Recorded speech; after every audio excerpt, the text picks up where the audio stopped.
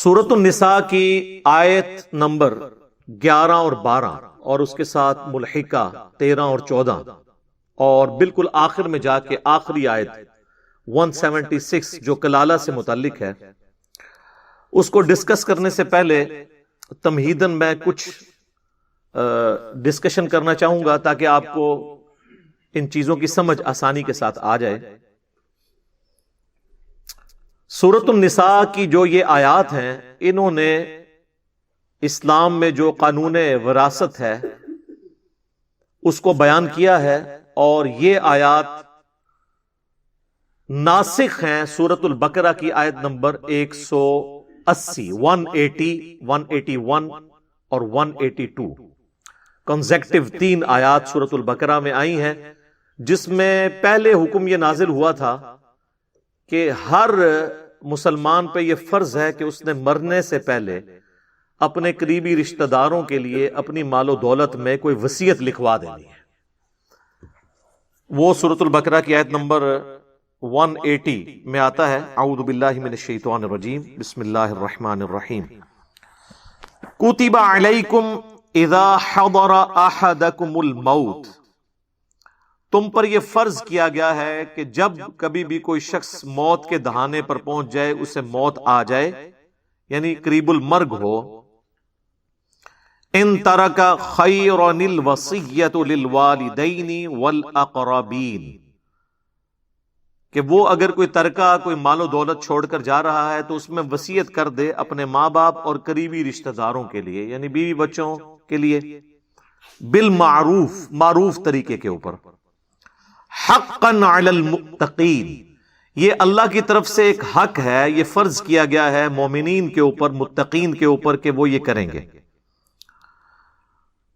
فمن بدلہ بعد ما سمعہ، اور اس کے مرنے کے بعد جو کوئی اس کی وصیت کو بدل دے گا، فإنما اثمہ علی الذین یبدلونہ، تو اس کا گناہ ان لوگوں پر ہوگا جنہوں نے اس کے مرنے کے بعد اس کی وصیت کو بدل دیا، یعنی اس نے وصیت کی کہ اتنا مال میرے ماں باپ کو ملے، اور بعد میں اس کی اولاد میں سے کوئی قابض ہو کر ماں باپ کو محروم کر دے، تو گناہ جو ہے وہ ان لوگوں پہ ہوگا، اس میت کے اوپر کوئی گناہ نہیں ہے۔ ان اللہ سمیع علیم، بے شک اللہ تعالیٰ سننے والا ہے، علم والا ہے، ایک ایک چیز نوٹ کر رہا ہے، جس کی جو غلطی ہے اس کو اس پہ سزا دی جائے گی۔ فمن خاف من موص جنفا او اثما، ہاں اگر کسی کو خدشہ ہو اس معاملے میں کہ جو مرنے والا ہے اس نے کسی کے ساتھ زیادتی کر دی ہے، کسی بیٹے سے یا بیٹی سے وہ ناراض تھا، اس کو اس نے آگ کر دی ہے، تو اسلام میں تو آپ آگ نہیں کر سکتے، فَأَصْلَحَ بَيْنَهُمْ فَلَا إِثْمَ عَلَيْهِ، تو آپس میں صلح صفائی کے ساتھ کوئی حصہ مقرر کر رہو تو اس پہ کوئی گناہ نہیں ہے، یعنی تم مرے ہوئے بندے کی وصیت بدل بھی سکتے ہو اگر وہ کسی کے ساتھ زیادتی کر کے مرا ہے۔ ان اللہ غفور رحیم، بے شک اللہ تعالیٰ بخشنے والا ہے، مہربان ہے۔ تو یہ جو آیات تھی نا، ان میں حکم تھا کہ مرنے سے پہلے وصیت کرنی ہے، اور دیکھ لیں اس میں ماں باپ کا اور قریبی رشتہ داروں کا ذکر آیا، لیکن یہ سورۃ البقرہ ہے جو شریعت محمدیہ صلی اللہ علیہ وآلہ وسلم کا بلیو پرنٹ اور ابتدائی خاکہ ہے، اور شریعت محمدیہ صلی اللہ علیہ وآلہ وسلم کے جو فائنل احکام ہیں وہ سورۃ النساء اور سورۃ المائدہ میں ہے۔ اب ہم پڑھ رہے ہیں سورۃ النساء، تو اس میں یہ جو آیات ہیں سورہ نساء کی آیت نمبر 11 اور 12 اور پھر آخری آیت 176، ان آیات نے سورۃ البقرہ کی ان 3 آیات کو منسوخ کر دیا، یہ ناسخ ہیں۔ وہ اکثر علماء کہہ رہے ہوتے ہیں جی ناسخ و منسوخ کا علم پتہ ہونا چاہیے۔ بمشکل 5 قرآن میں آیات ہیں جو منسوخ ہوئی ہیں، اور ان کی ناسخ آیات قرآن میں موجود ہیں، تو آلموسٹ 6500 کے قریب آیات ہیں۔ ان سے لوگوں کو دور کرنے کے لیے ان 5 مقامات کی لوگ مثال دیتے ہیں، اور ان سے بھی ذرا پوچھ لیں کون سی ہیں، تو اکثر علماء کو بھی نہیں پتا ہوتی۔ اس پہ میری الگ سے بھی ویڈیو ریکارڈ موجود ہے، ناسخ و منسوخ قرآن کے اندر، احادیث میں بھی ہوتا ہے۔ تو یہ آیات جو ہیں اس کو منسوخ کرنے والی ہیں، کیونکہ ان آیات میں سورۃ النساء کے اندر اللہ تعالیٰ نے خود ہی حصہ مقرر کر دیا کہ آٹومیٹکلی جو بندہ مرے گا نا اس کے ماں باپ کو اتنا حصہ ملے گا، اس کی بیویوں کو اتنا حصہ ملے گا، اس کی اولاد کو اتنا حصہ ملے گا، اور اگر اولاد نرینہ نہیں ہے تو پھر اس کے بہن بھائیوں کو اتنا حصہ ملے گا، اور اگر کلالہ ہے تو پھر اس کے بہن بھائیوں کو اتنا حصہ ملے گا۔ وہ ساری چیزیں اللہ تعالیٰ نے خود ڈیفائن کر دی، اس لیے وہ آیات منسوخ ہو گئی۔ تو وصیت کرنا اب لازمی نہیں ہے، ہاں آپشنل ہے، کوئی کر سکتا ہے، لیکن وہ وصیت پھر وارث کے لیے نہیں کر سکتا، کیونکہ وارث کا حصہ اللہ نے قرآن میں رکھ دیا، وہ بعد میں بتا دوں گا اس سے ریلیٹڈ حدیث بھی۔ تو قانون وراثت جو ہے اسلام کا، اس کو احادیث کی ٹرمنالوجی میں کہتے ہیں کتاب الفرائض، یا عربی میں کتاب الفرائض بعد ہے۔ جس طرح ہم طہارت سے جو متعلق احادیث ہیں وہ کتاب الطہارہ ہوتی ہے، روزوں سے متعلق احادیث کتاب الصیام یا کتاب الصوم میں ہوتی ہیں، اسی طریقے سے تقدیر سے متعلق جو احادیث ہیں وہ کتاب القدر میں ہوتی ہیں، یعنی یہ چیپٹرز کے نام ہیں۔ خوابوں سے متعلق کتاب الرؤیا کے اندر ہوتی ہیں۔ اس طرح جو وراثت کے قوانین کی جو احادیث ہے نا، اس کے لیے جو محدثین نے ٹرم ڈیوائز کی ہے وہ ہے کتاب الفرائض، اور عربی میں ہوگا بعد پڑھیں گے کتاب الفرائض۔ تو کتاب الفرائض جو ہے یہ چیپٹرز ہیں باقاعدہ احادیث کی کتابوں میں، اور اگر آپ کو کمبائنڈ فارم میں وہ احادیث چاہیے تو آپ مشکات المصابیح کی دوسری جلد کے اندر 39 احادیث اس سے متعلق ہیں، انٹرنیشنل نمبرنگ کے مطابق 3041 سے لے کر 3079 تک کتاب الفرائض چیپٹر میں۔ اس سے پیچھے بھی 2-3 چیپٹر ہیں ہدیہ اور ہبہ سے ریلیٹڈ، وہ بھی آپ ملائیں تو یہ آلموسٹ 60-70 کے قریب احادیث ساری جو مین سٹریم کی کتابوں کی آپ کو مشکات میں مل جائیں گی۔ اسی لیے میں بار بار کہتا ہوں کہ مشکات شریف آپ ضرور اپنے پاس رکھیں۔ اس کا پی ڈی ایف آپ فری ڈاؤن لوڈ کر سکتے ہیں ہماری ویب سائٹ اہلسنتپاک.com سے، اور اگر آپ نے ڈاک میں یہ منگوانی ہے تو ہماری اکیڈمی کا نمبر صبح 9 سے شام 5 بجے تک آلموسٹ کھلا ہوتا ہے، بیچ میں نمازوں کا وقفہ ہے، بعض اوقات نمبر بیزی بھی رہتا ہے، اتنی زیادہ کالز آ رہی ہوتی ہیں، تو نو پروفٹ نو لاس کے اوپر ٹی سی ایس آپ کے گھر ہم صرف 2500 روپیز میں کروا دیں گے۔ اور یہ 3 جلدیں ہیں، آلموسٹ 800-900 صفحوں کی ایک جلد ہے۔ ایک جلد کی فوٹو کاپی 2000 میں نہیں ہو سکتی، اور ہم تینوں جلدیں اکیڈمی سے آ کے لیں تو 2000 کی، اور ڈاک میں منگوائیں تو 2500 کی، کیونکہ ہم نے ٹی سی ایس کروانا ہوتا ہے۔ تو نو پروفٹ نو لاس کے اوپر ہم دے رہے ہوتے ہیں تاکہ لوگ کتابوں کے ساتھ شغف رکھیں۔ تو اسے میں نے ڈکلیئر کیا ہے انسائکلوپیڈیا آف حدیث، بخاری، مسلم، ابو داؤد، ترمذی، نسائی، ابن ماجہ، اس کے علاوہ بھی آلموسٹ کل 13 کتابوں کے نوٹس ہیں اہل سنت کی مین سٹریم کی مشکات المصابی کے اندر۔ یوٹیوب پہ میری ایک ویڈیو بھی ہے انٹروڈکشن آف مشکات، وہ آپ دیکھ لیں تو میں نے کافی تفصیل سے اس پہ گفتگو کی ہے۔ تو یہ مشکات اگر آپ کے پاس آ گئی تو آلموسٹ تمام ٹاپکس پہ میجورٹی احادیث آپ کے پاس ایک جگہ پہ آئیں گی، اور یہ بہت بڑی خدمت ہے۔ آج سے آلموسٹ 700 سال پہلے امام ولی الدین تبریزی المتوفا 748 ہجری، اب یہ چل رہا ہے 1442 ہجری، تو آلموسٹ 8 سے 700 سال پہلے انہوں نے یہ کتاب لکھی ہے۔ پوری دنیا کے اندر یہ اہل سنت کے مدارس کے اندر تمام مکاتب فکر جتنے ان میں پڑھائی جاتی ہے۔ تو اس کے اندر آپ کو کتاب الفرائض چیپٹر میں وہ ساری احادیث مل جائیں گی انشاءاللہ تعالی۔ قانون وراثت کے کانٹیکسٹ میں 3 ٹرمنالوجیز، 3 اصطلاحات کو آپ سمجھ لیں۔ نمبر 1 ہے ہدیہ، یا اسے ہبہ بھی کہتے ہیں، اسے عطا بھی کہتے ہیں، اسے اردو میں تحفہ بھی کہتے ہیں۔ دوسری ٹرم ہے وصیت۔ وصیت یہ ہے کہ کوئی شخص یہ کہے کہ میرے مرنے کے بعد یہ فلاں کو مل جائے۔ ہبہ یہ ہے کہ وہ اپنی زندگی میں کسی کو گفٹ کر دے۔ اور تیسری ٹرم ہے وراثت۔ وراثت یہ ہے کہ آٹومیٹکلی مرنے کے بعد جن جن کا حصہ اس دولت میں بنتا ہے وہ ان کو مل جائے گا۔ تو یہ تینوں ٹرمز الگ سے،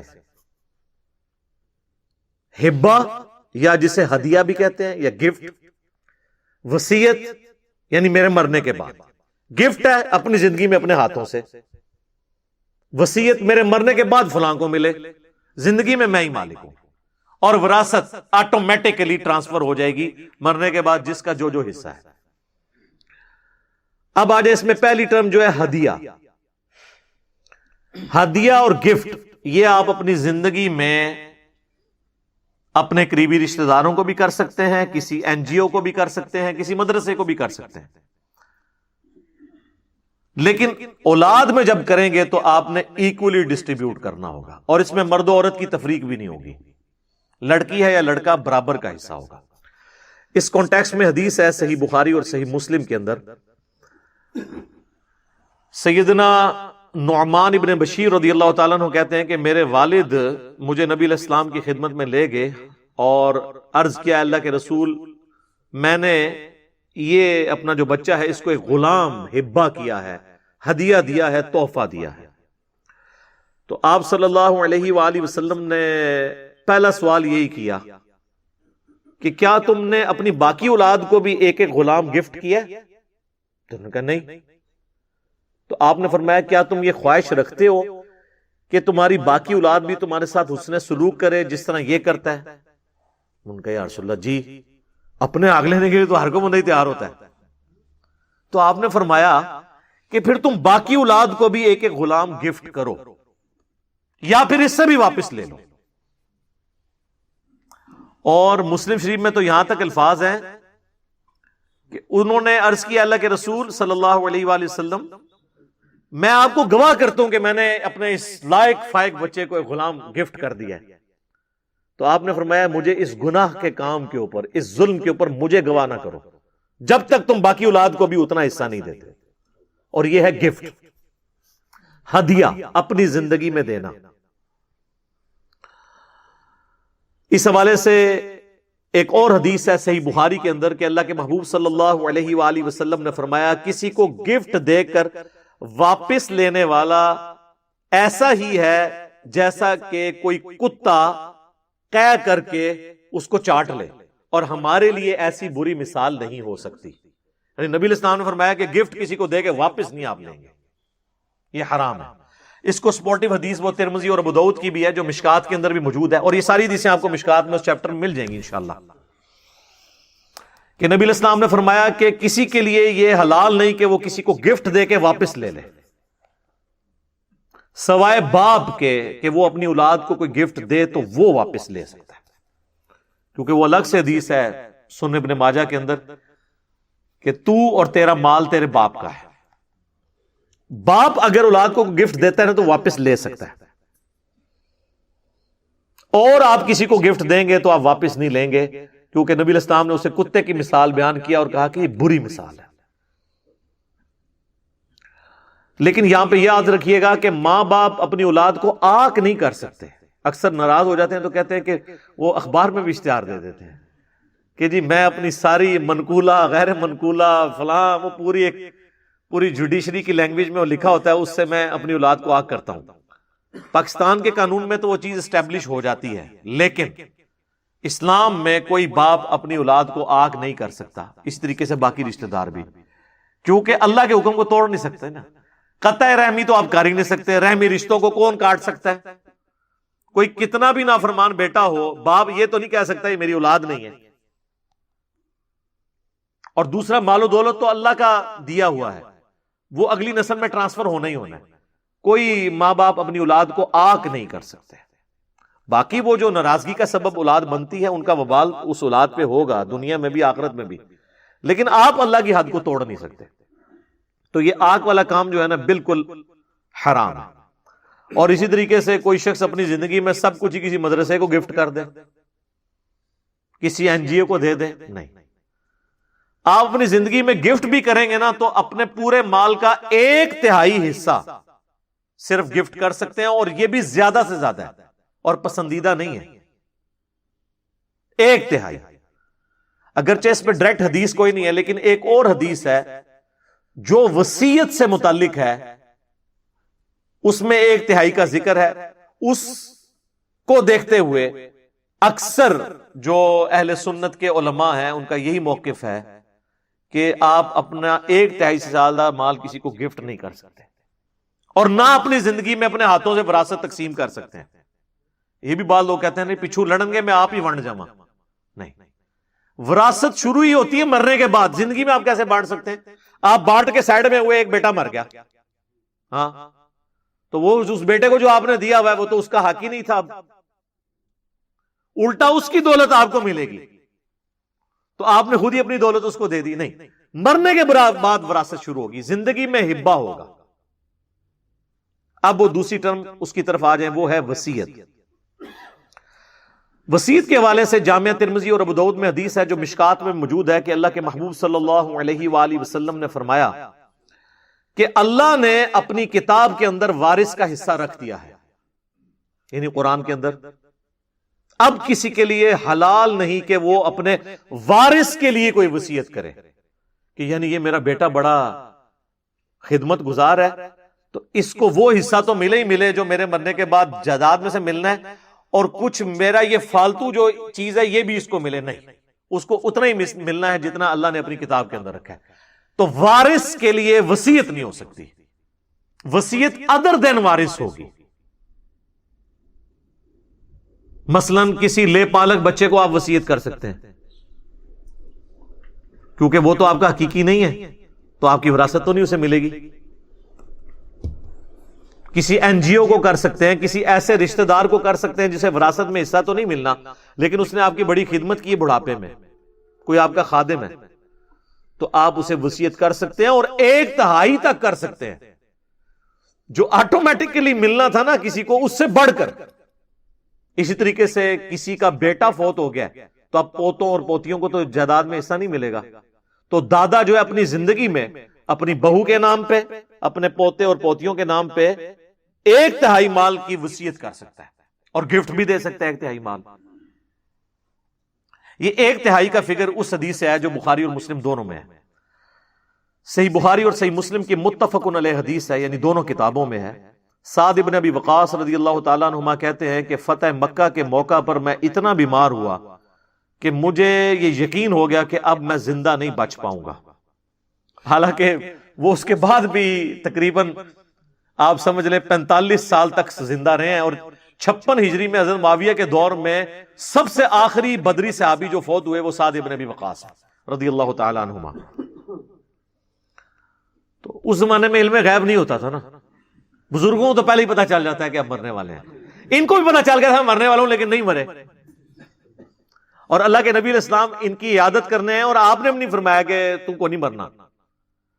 تو انہوں نے کہا یا رسول اللہ صلی اللہ علیہ وآلہ وسلم میری خواہش ہے کہ میں اپنا سارا مال جو ہے نا وہ ہدیہ کر دوں کسی نیکی کے کام میں، کیونکہ میری تو ایک ہی بیٹی ہے.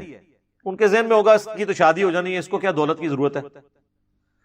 تو آپ صلی اللہ علیہ وآلہ وسلم نے فرمایا، انہوں نے پوچھا یا رسول اللہ اجازت ہے؟ آپ نے فرمایا لا، نہیں. حالانکہ نبی علیہ السلام کی مبارک زبان سے لا کا لفظ نہیں نکلتا تھا. بہت ہی کم مواقع پہ ایسا ہوا ہے کہ آپ نے لا کا لفظ بولا ہے جہاں بہت ضرورت پڑی ہے، اور ان میں سے ایک موقع یہ تھا. انہوں نے کہا یا رسول اللہ صلی اللہ علیہ وآلہ وسلم 2/3 مال کر دوں؟ فرمایا لا، یہ زیادہ ہے.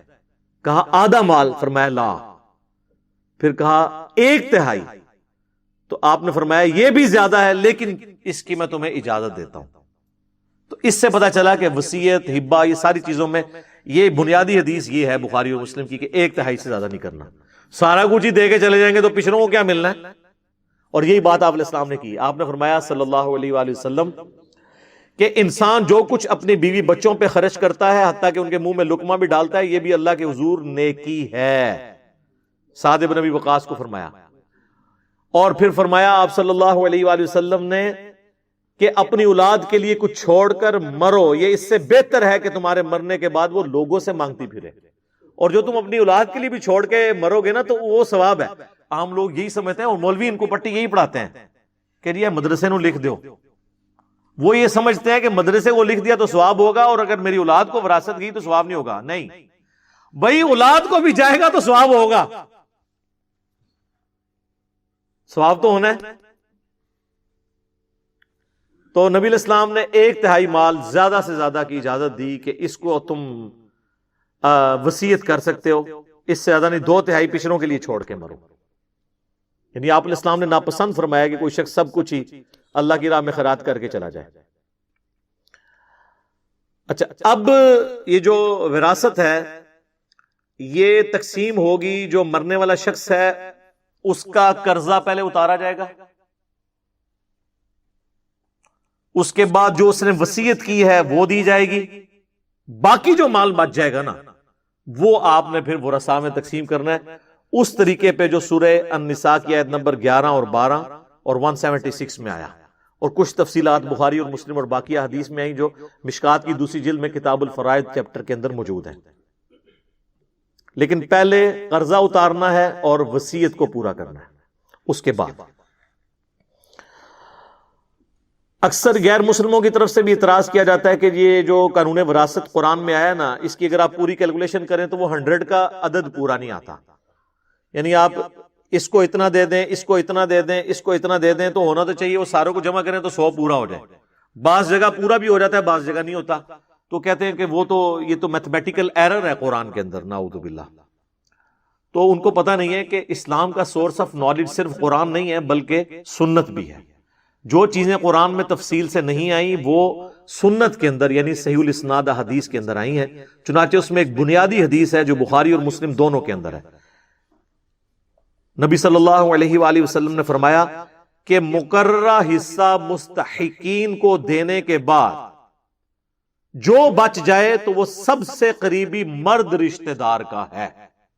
یعنی آپ نے جائیداد تقسیم کی اور کچھ بچ گئی، اس تقسیم کے بعد بھی جو اللہ نے مقرر کی ہے تو سب سے قریبی جو مرد رشتہ دار ہے اس کو ملے گا. یعنی چچا اور تایا یا چچا اور تایا کی اولاد.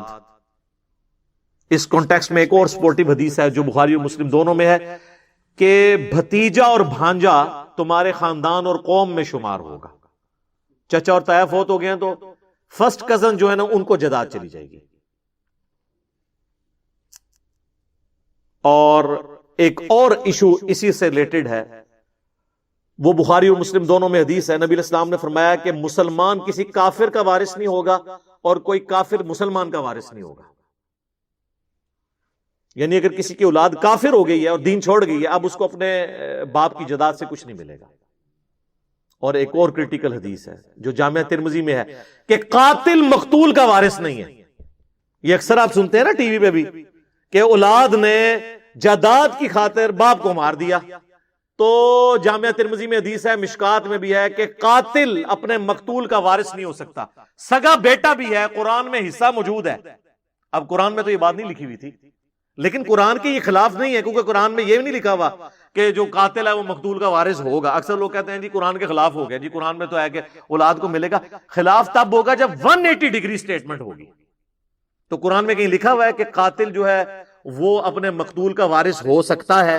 وہ کہتے ہیں نہیں لکھا تو نہیں ہوا لیکن انڈرسٹوڈ ہے. نہیں، انڈرسٹوڈ نہیں ہوتا. وہ ترمذی میں حدیث ہے اور لاجیکل ہے، ورنہ تو سارے ایک دوسرے کو چکیاں بن گے تو جائیداد مالک ہو جان گے.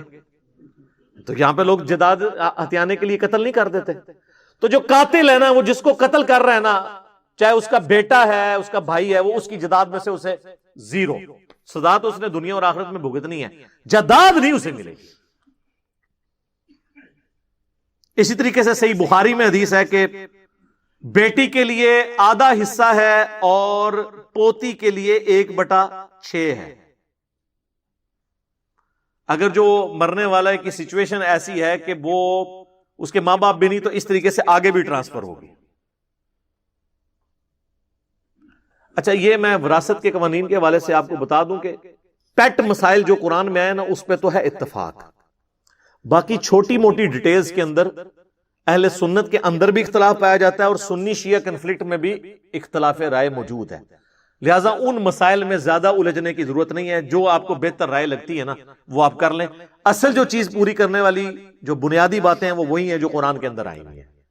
باقی چیزوں کو اللہ تعالیٰ نے خود اجتہاداً چھوڑ دیا ہے. جو بھی بیٹر سچویشن ہوگی اس کے مطابق عمل کر لیا جائے. اسی طریقے سے میرے بھائیوں، جو ابو داؤد میں ایک اور حدیث ہے کہ ماں نہ ہو تو دادی کے لیے 1/6 حصہ ہوگا. تو دادی کو وراثت مل جائے گی. دادے کی وراثت پوتے تک نہیں آتی، لیکن پوتا اور پوتی کی وراثت چلی جاتی ہے ادھر تک. اب کسی کے دماغ میں ہے کہ ایسا کیوں ہے، تو قرآن میں اس کا ذکر آ جائے گا انہی آیات میں کہ اللہ بہتر جانتا ہے کہ کون کس چیز کا زیادہ حقدار ہے. مورل لاز جو ہے نا وہ ہوتے ہیں ریویلڈ نالج، وہی کے علم سے. آپ اپنے سوشل لاز بنا سکتے ہیں جو اس اعتبار سے ٹریفک کے قوانین بھی بنا لیں، لیکن جو مورل ویلیوز ہیں نا یہ اللہ نے بتانی ہے. ورنہ تو مرد کوئی قانون بنائیں گے تو وہ مردوں کو ڈومینیٹ رکھیں گے، عورتیں کوئی قانون بنائیں گی تو عورتوں کو ڈومینیٹ رکھیں گے.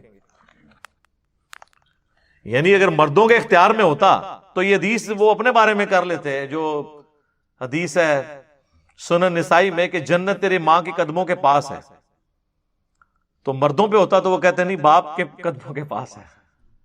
ٹھیک ہے، تو یہ ڈیفائن انہوں نے نہیں کرنا، بلکہ جس طرح بخاری مسلم میں ایک اور حدیث ہے کہ ایک صحابی نے کہا مجھ پہ سب سے زیادہ حق کس کا ہے، میری حسن سلوک کی سب سے زیادہ حقدار اس روئے عرض پہ کون ہے؟ فرمایا تیری ماں. دوسری بار پوچھا فرمایا تیری ماں. تیسری بار پوچھا فرمایا تیری ماں. چوتھی دفعہ فرمایا تیرا باپ. تو وومن رائٹس اسلام نے اس حوالے سے دی ہیں کہ ماں کا 3 گنا زیادہ حق ہے اپنی اولاد پہ ایز کمپیئر ٹو باپ کے. اب مردوں پہ ہوتا تو انہوں نے 3 اپنے رکھنے تھے اور 1 ماں کا، یا بہت کوئی زور لگاتے تو برابر برابر رکھ لیتے. تو مورل لاز کس نے بتانے ہیں؟ اللہ نے، جو کریٹر ہے. اب میرے بھائیوں جو وراثت کی آیات ہیں ان کو ہم ڈسکس کرتے ہیں، لیکن میں ایک بلو پرنٹ آپ کے سامنے رکھ دیتا ہوں اوورال ان آیات کا، تاکہ آپ کو پتا چل جائے بنیادی قانون جو اس کے اندر بیان ہوا ہے کہ میجورٹی کیسز میں یہی ہے کہ مرد کو 2 حصے ملے گا وراثت کا، عورت کو 1. اور اس میں حکمت یہ ہے کہ عورت نے تو شادی ہو کے دوسری جگہ جانا ہے، ادھر سے بھی اس کو حصہ ملنا ہوتا ہے، اور مرد نے چونکہ خاندان کے معاملات چلانے ہوتے ہیں، عورت نے تو باہر جا کے کام کر کے تو نہیں سارے معاملات چلانے ہوتے ہیں. یہ بنیادی اصول ہے کہ زیادہ تر کیسز میں 99% کیسز میں، کہیں پہ برابر بھی ہو سکتا ہے، وہ ایکسیپشنل کیسز ہیں کہ مرد کو 2 حصے ملیں گے، اور یعنی لڑکے کو 2 حصے اور لڑکی کو 1. اور زیادہ تر کیسز میں اسی طریقے سے کیس بنے گا کہ ماں باپ بھی کسی کے ہیں مرنے والے، اولاد بھی ہے، تو ماں کو 1/6 1/6، باپ کو بھی 1/6، لیکن بیوی کو 1/8 اس کو کم ملے گا. اور اگر 1 سے زیادہ بیویاں ہیں تو 1/8 ہی ان میں ڈیوائڈ ہوگا. یہ نہیں ہے کہ ہر بیوی کو الگ الگ 1/8 ملے گا، نہیں، 1/8 ہے. 2 بیوی ہیں تو دونوں کو 1/16 1/16 مل جائے گا، وہ جمع کریں گے 1/8 ہو جائے گا. لیکن ماں باپ کو اللہ نے زیادہ حصہ دیا ہوا ہے کہ ماں کو الگ سے 1/6 ملے گا، باپ کو الگ سے 1/6 ملے گا. اور لڑکا ہے تو 2 حصے اور لڑکی ہے تو 1 حصہ. لیکن لڑکا اور لڑکی کے یہ حصے بعد میں ملیں گے. سب سے پہلے کام کیا ہوگا کہ اس کا قرض اتارا جائے گا مرنے والے کا، پھر وصیت، اور پھر جو مال ٹوٹل بچے گا نا اس پورے مال کو آپ نے 1/6 پہ ڈیوائڈ کرنا ہے. تو حصہ بنے گا ماں کا اور اتنا ہی باپ کا، اور پورے مال کو 1/8 سے ڈیوائڈ کرنا ہے، یعنی 1/8 کرنا ہے اس کا. ڈیوائڈ کریں گے 8 کے اوپر، ملٹیپلائی بائی 1/8 ہوگا. ریاضی کی غلطیاں نہ کرنی شروع کر دینا. تو 6 پہ ڈیوائڈ کریں گے پورے مال کو، تو ماں کا پورے مال میں سے اور اتنا ہی باپ کا، اور پورے مال کو ڈیوائڈ کریں گے 8 کے اوپر تو بیوی کا.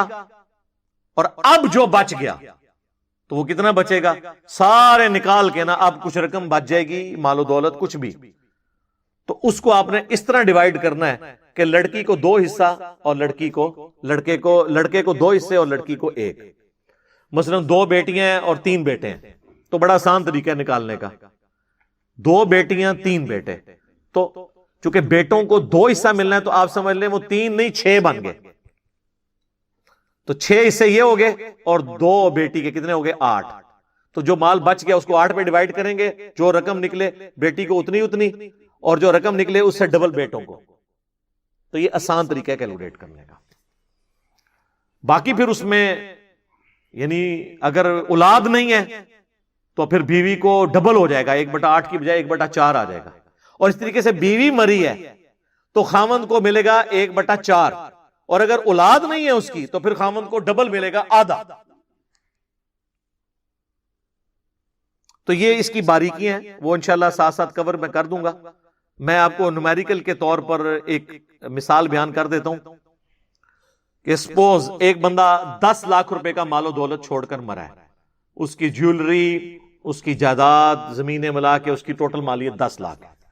اچھا، اکثر لوگ فون کر کے پوچھ رہے ہوتے ہیں جی مکان ہے جی کس طرح تقسیم کریں؟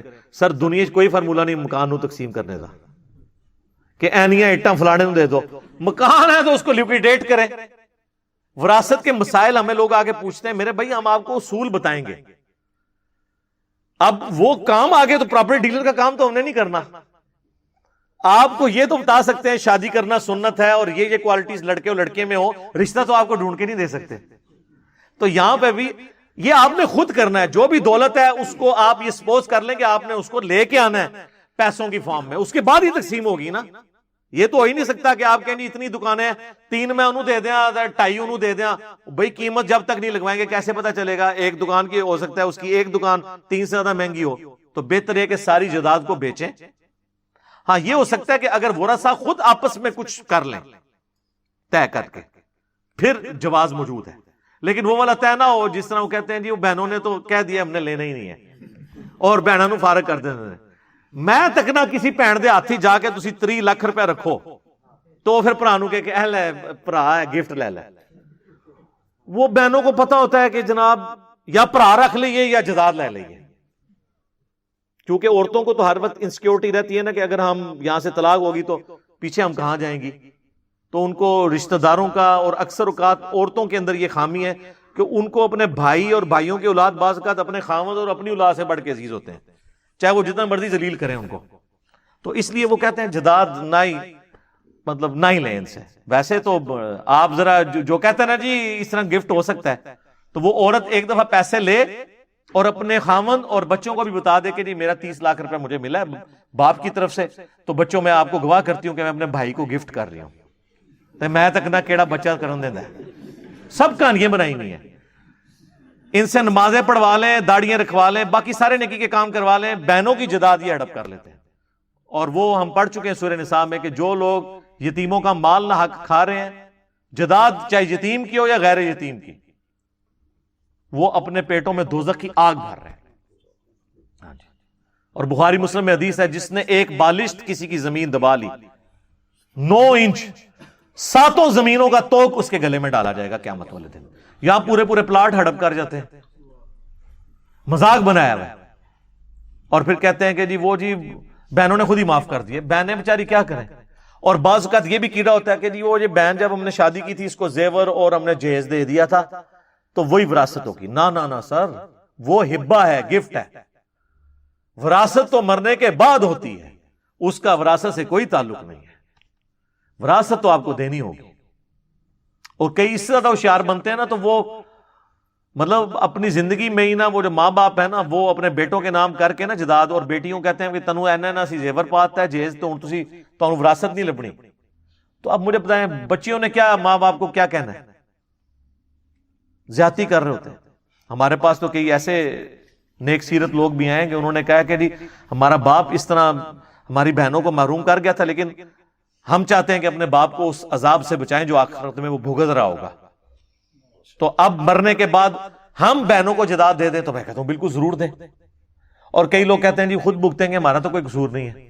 تو پھر میں ان کہتا ہوں لعنت ہے تیری اولاد ہونے کے اوپر کہ جس باپ نے اتنی محنت سے کمایا تیرے لیے، اور کمایا اس نے تھا اور تجھے دے کے چلا گیا، اور تو اس کے کمائے ہوئے سے اس کی بچیوں کو دے کر اس کو آخرت کے عذاب سے بچانے کے لیے تیار نہیں ہو رہا، تو لعنت ہے تیرے اوپر۔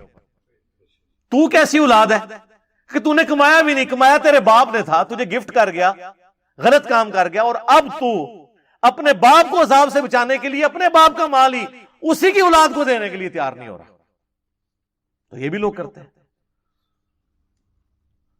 تو انسان کو غور کرنا چاہیے کہ وہ صرف چند ایک رسومات تک دین کو فالو کر رہا ہے، کیا وراثت کے قوانین میں بھی اس نے دین کا کوئی حصہ رکھا ہوا ہے، یا اس کو اسی طریقے سے چھوڑ دیا۔ تو اب سپوز کوئی بندہ 10 لاکھ روپے چھوڑ کر مرا ہے، 2 لاکھ اس پہ قرضہ تھا، باقی کتنے رہ گئے؟ 8 لاکھ۔ 1 लाख کی اس نے کوئی وصیت کی ہوئی تھی کسی این جی او کے لیے, مدرسے کے لیے, کسی غریب آدمی کے لیے. باقی کتنے رہ گئے؟ 7 لاکھ. اب یہ جو 7 لاکھ بچا ہے نا, اس کو آپ سیدھا 8 کے اوپر ڈیوائڈ کریں گے اور جو نکلے گا سیدھا اس کی بیوی کو جائے گا. وہ بن رہا ہے 87,500. اور اگر 2 بیوی ہیں تو 87,500 کو 2 پہ ڈیوائڈ کر کے دونوں کو آدھا آدھا دیں گے. اور یہ پورا مال 7 لاکھ, اس کو دوبارہ سے آپ نے ڈیوائڈ کرنا ہے 6 کے اوپر, تو یہ بنے گا 1,16,667. 667. بیوی کا تو بنا تھا 87,500, یہ بنا 1,16,667. 667 زیادہ. تو اتنا ہی ماں کو, اتنا ہی باپ کو. ماں کو بھی دے دیا, باپ کو بھی دے دیا, بیوی کو بھی دے دیا. تو اب جو 7 لاکھ میں سے آپ بیوی کا بھی نکال دیں, ماں کا بھی نکال دیں, باپ کا بھی نکال دیں, جو باقی بچے گا نا وہ اب اولاد میں تقسیم ہونا ہے. اگر 2 بیٹے 1 بیٹی ہے تو ہم یہ سمجھ لیں گے کہ 2 نہیں 4 ہیں, کیونکہ بیٹے کو ڈبل ملنا ہے. تو 4 اور 1 بیٹی 5. 5 پہ ڈیوائڈ کریں گے تو جو رقم آئے گی نا وہ آپ دے دیں گے اس کی بیٹی کو, اور اتنی رقم ڈبل کر کے, یعنی 2 دفعہ بیٹے, 1 بیٹے کو اور 2 دفعہ دوسرے بیٹے کو. یہ سمپل ہے. باقی میں نے آپ کو ایک جنرل پورا ایک بلیو پرنٹ کلیئر کر دیا. سورہ نساء کی آیت نمبر 11 اور 12 ہم جلدی سے کور کر لیتے ہیں, اور کلالہ والی آیت جو آخری ہے 176 اس کو بھی. باقی جب وراثت کے اس طرح کے ایشو آئے نا تو خود کاپی پینسل لے کے بیٹھنے کی بجائے کسی سمجھدار بندے سے رابطہ کریں, کسی عالم دین کے پاس چلے جائیں, اور صرف اس پہ بھی رائے نہ کر لیں, اس کو کہیں بتائیں کہاں لکھا ہوا ہے, کس طریقے سے ڈیوائیڈ ہوگا. اور یہ فون پہ نہیں یہ مسئلے حل ہوتے ہیں. اکثر لوگ فونوں کے چکر میں پڑے ہوتے ہیں, فون پہ نہیں پتا ہوتا. اب فون پہ کیسے پتا ہے کسی پہ کیا قرضہ ہے؟ کئی لوگ مسائل پوچھتے ہیں, وہ آدھی بات بتاتے ہیں, آدھی بتاتے نہیں ہیں. فون پہ نہیں ہے, ریٹن میں فتویٰ مانگا جاتا ہے, اور اس میں سارے سٹیک ہولڈر موجود ہوں. یہ نہ ہو کہ آپ غلط بیانی کر رہے ہو. تو ہماری اکیڈمی میں لوگوں کے فون آتے رہتے ہیں, یہ تقسیم کر دیں جی. وہ میرے بھائی پوری دنیا میں اور کوئی جگہ نہیں ہے. وراثت کی تو چیزیں وہ ہیں جو قرآن کے اندر آئی ہیں, اس میں تو اختلاف ہی کوئی نہیں ہے. اس میں تو حنفی شافی والا مسئلہ ہی نہیں وراثت کے قوانین کے اندر. میجورٹی چیزوں میں وہ بہت ایکسیپشنل کیس ہے جس میں کوئی چیز ایسی آ جائے, ادروائز عام جو کیسز ہوتے ہیں نا وہ اسی طریقے سے ہو رہے ہوتے ہیں. تو اس کے لیے جو ہے نا وہ آپ کسی بھی ذمہ دار عالم دین سے رابطہ کریں, خود اس کے پاس کیلکولیٹر لے کے بیٹھ جائیں اور ڈیوائڈ کر کے جو جو حصہ بنتا ہے جس جس کا بنتا ہے وہ اس کو دیں. اور یہ جو بہنوں سے معافی والا چکر ہے نا, اس سے آپ بچ کے ہی رہیں, یہ بہت بڑا فتنہ ہے.